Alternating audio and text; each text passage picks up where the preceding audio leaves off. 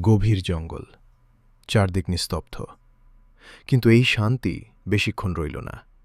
নিষ্ঠুর নাইট টেম্পলাররা কয়েকজন অসহায় বন্দীকে টেনে নিয়ে যাচ্ছে।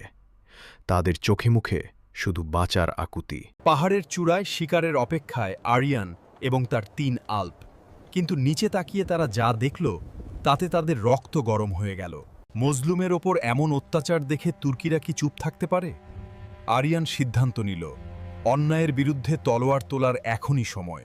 মুখে নীল কাপড় বেঁধে ঝোড়ের বেগে তারা নেমে এলো, যেন স্বয়ং যমদূত ধেয়ে আসছে শত্রুদের দিকে। প্রথম আঘাত, চলন্ত ঘোড়া থেকে আরিয়ানের নিক্ষিপ্ত তীর সোজা গিয়ে বিদ্ধ হল শত্রুর বুকে। শুরু হলো আসল লড়াই। রঙ্গমঞ্চে প্রবেশ করল হামজা। তার কুঠারের এক কোপেই চূর্ণ বিচূর্ণ হয়ে গেল নাইটদের অহংকার।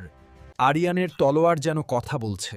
বিদ্যুৎ গতিতে সে শত্রুদের ধরাশায়ী করতে লাগল। এ যেন যুদ্ধ নয়, এক নিপুণ শিল্প।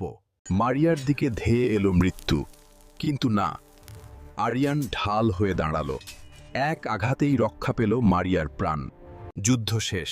চারদিকে শুধুই শত্রুর লাশ। আলপোরা তাদের তলোয়ার খাপে ভরে নিল। জঙ্গলে আবার নেমে এলো পিনপতন নীরবতা। মুখের কাপড় সরালেন আরিয়ানছে। মারিয়ার সাথে চোখ মিলল তার। এই দৃষ্টি বিনিময়ই লিখে দিল ইতিহাসের নতুন এক অধ্যায়।